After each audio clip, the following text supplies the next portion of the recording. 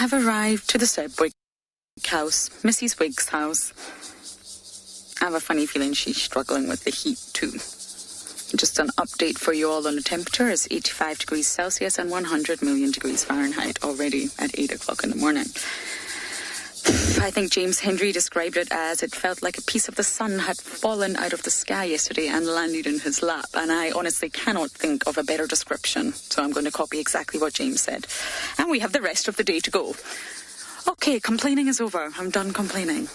Do not judge my shiny face, but I have diagram of today. Now, I'm doing this just to give you the development from a very detailed book of a man that actually kept a chick and day by day drew the chick and gave information on the chick. So I think we're a few days out. I really do, but still, I'm going to show you the development process for day 8. Excuse my drawings. I saw many of you say it's a copyright issue. It's not a copyright issue. I just don't own the book. It belongs to my friend in Johannesburg. So that's why I decided to draw. That's all. So, this is for day 8. So from day 7 to day 8, there's quite a remarkable change according to this book.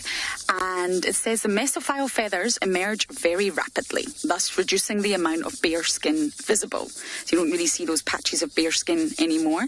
And that allows the plumage to start looking much thicker and denser. And it's not very dense at all, but it gives the appearance of being so. And just here, I'm going to try and balance this. Sorry. You can see I've drawn slight barring will be visible on the head and on the wings, apparently, at day 8. So the barring is only really visible on the well-developed areas. Now, I love this description from the book referring to this diagram here. Most of the time is spent sleeping in a variety of grotesque attitudes. I love that. Not my words, but I love that. Sorry, and just down here on the last diagram, so the chick is not able to stand, and I think James had a really good view of it the other day alone. And although it's upright, it's managing to hold its head, which is disproportionately large, and its spine upright.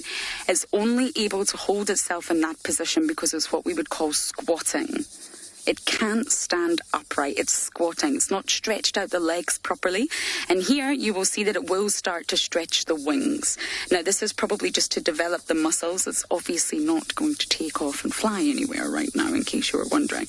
But it will lie down, because if it stands upright in that squatting position, opening the wings will sort of throw it off balance and it'll fall over.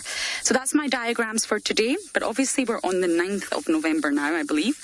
And we found it on the 1st. So I think the chick is around 10 or 11 days. I think we're a few days out.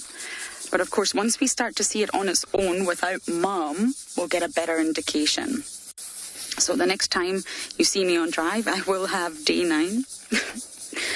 I'm sorry for putting you all through my awful artistic work, but I just think it's really interesting from a man that actually kept a chick and just literally jotted down the development day by day by day and drew it. I think it's really, really fantastic. So we're getting there. We're getting there. So I think it maybe hatched a day or two prior to the 1st.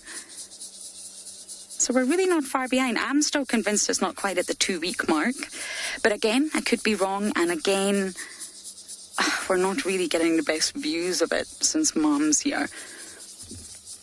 Mum looks like she's doing the best to nestle into any form of shade that she can find.